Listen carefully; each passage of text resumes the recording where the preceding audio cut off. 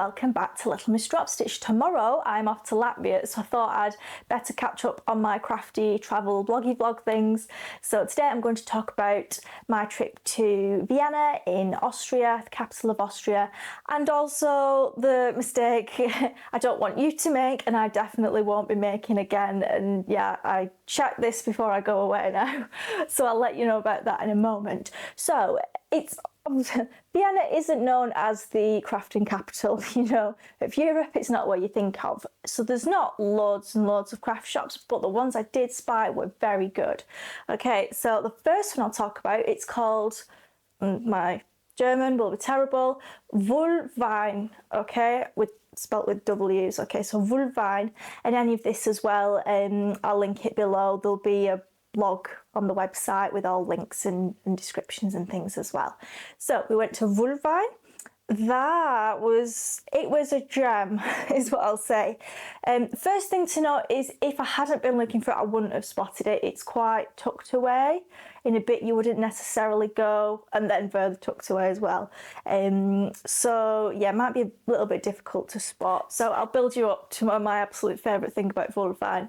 Okay, the first thing to note was I'd probably price it at the kind of mid to splurge range, and the reason for that was because they sold the kind of more 100% wools, so you didn't get your kind of acrylics and things like that. They did do sock yarn, which is always my go-to, which is probably why I have way too big of a sock wool stash, but that's always my go-to, and it's expensive because you just need one hank then when you want to bring a souvenir back. So yeah, they did the Fibre Company, which is actually a British company. I think it's with Cumbrian sheep wool, that kind of thing. So the Fibre Company, they did sell that. They did a lot of lang yarns as well, and you know, the things, sock, mohair, things like that. So they definitely was more towards the kind of natural side of things. And then the bit I absolutely loved, and it's making me want to go back. So they did their own brand, and it was merino, and it was just the squishiest thing ever. You know, it's like really springy squishy. Oh yeah, and it had like a shiny lustre to it as well. So I'll link it below as well, I designed the Marie headband specifically with that and for that, because my mum, she's, anytime I make anything, I couldn't wear that. It's nice, but I couldn't wear it. It's, you know, it's wool, it's itchy. So I wanted to, you know, quash that thought that wool is itchy, and that people just can't and won't wear it. So I got this beautiful in greys and a magenta merino wool in a DK weight, and I also got a turquoise one to do me a headband in turquoise and grey. So that's what I designed it from. And she absolutely blooming loves it. She's always got it on for walks and says, you know, how she can keep her ears warm from the wind, because it's not hot, she's not overheating, and most of all, it's not itchy. So maybe I can tempt her with some mittens, some wool mittens this Christmas. The only thing is they have a website, but not like a web shop, not even for people in Austria. So I just really love this wool. And I didn't go on my own, so the person I was in the shop with, we did get some folded arms, and you just feel like you rushed, don't you? Like you ought not to spend all day in there. So I don't know what to do now. I should probably message them first before looking at booking a holiday there again, to see if they will, you know, take pictures of what they've got, so I can pick and send it, you know, by post, because it would be cheaper to pay customs than go on holiday. And oh yeah, this will lead me to the massive mistake as well in a moment that I made, okay? And this is why I'm having to think about potentially flying back to Vienna again, as well. So yeah, absolutely loved their own brand yarn, and I've never felt so passionate strongly. I think it's because you just don't expect a wool shop to have their own brand as well, and it was different. So they had it in 4-ply, DK, and then I think it was either Aran or Chunky. I remember, part of me wants to say Chunky because I remember thinking like, oh, you don't usually see like merino in Chunky. So yeah, I absolutely loved that. And then the next shop I went to, I think it was like the German for penguins, so it was like Pingouin Wolle.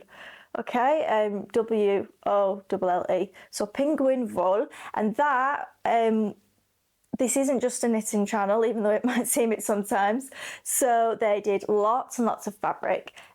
Corduroys, a good selection of pattern jersey fabric as well, loads of haberdashery. I wish I knew what I wanted in a way, because I could have like really explored the haberdashery and stuff, but I didn't want to get stuff for getting sake.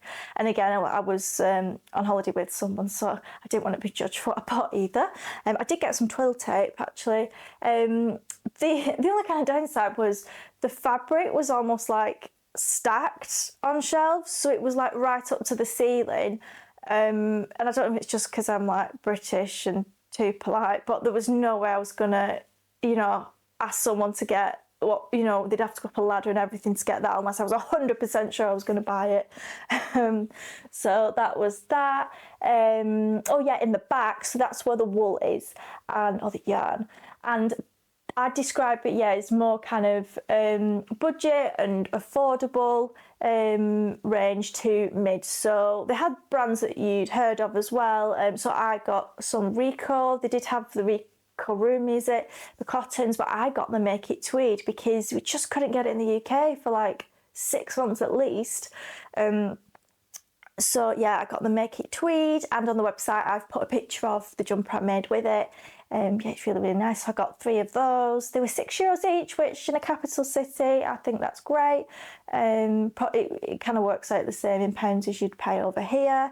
So we got the Rico Make It Tweed, but they also did plenty of acrylic and other bits and bobs like that. So yeah, nice kind of split of wool in the back and fabric and haberdashery at the front. And that's located in the artists quarter as well. So I'll briefly tell you what kind of Vienna's like if anyone's thinking of going there and hasn't been, because that will bring me to the biggest mistake that you just, I just didn't even think about it, but now I definitely do for every trip I book.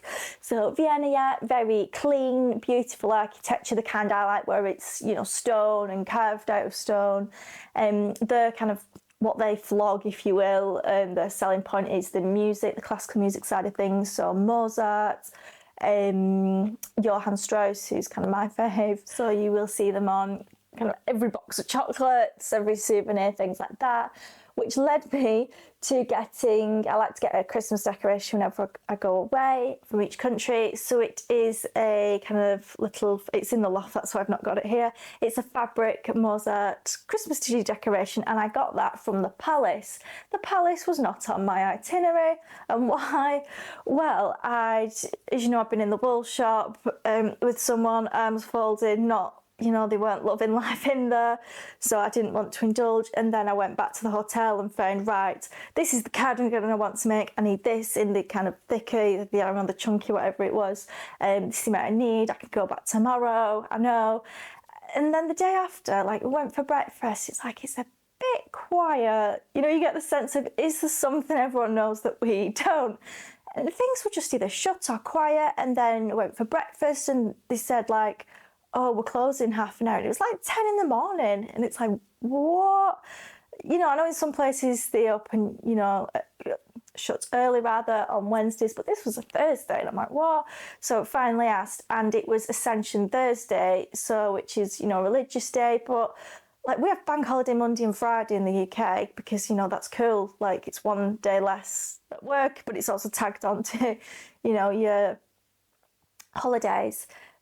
And that, yeah, bank holiday Thursday, who knew it? So I'm there like, oh, on Facebook messaging the wool shop, and they did get back to me very quickly, but no, sadly it was closed for bank holiday Thursday. So that's how I ended up spending the day at the Palace. So if that ever happens to you in Vienna, the Palace is open and the zoo. Yeah, absolutely do not make that mistake I did. It's quite a big one, because imagine if I'd left all my shopping, you know, my little fun day to then, like, I'd have been very disappointed. So that's why my choice now is either, you know, try and get hold of them to see if they can mail order me and talk me through what they've got in, or do another trip. But I think I'd go Salzburg in the west, and then train to Vienna, and then to Bratislava in Slovakia. I think I'd do that route. So yes, very first world problem, tragedy, but the wool shop was closed, which isn't fun when you're on holiday. I mean, at least I didn't spend, you know, another 60 quid whilst I was there. Every cloud. But it genuinely is a really good tip because I'm looking at going to Japan next year with my friend, and I thought, oh, let's see our possible dates. And there is a bank holiday then when we intend to be there. So it's just to keep in mind. If it's a long holiday, great, that can be a rest day. But if it's last day to squeeze in shopping, more so in the craft shops, then yeah, do look that up and think about it twice. At least there was something for us to go to with the palace and the zoo. So it's not like we wasted a day of our holiday. So there we have it. That was my Vienna craft shopping trip. Not just wool, there was fabric as well. Let me know if you've ever been or if there's any other shops that you'd recommend, craft shops. Thank you and take care.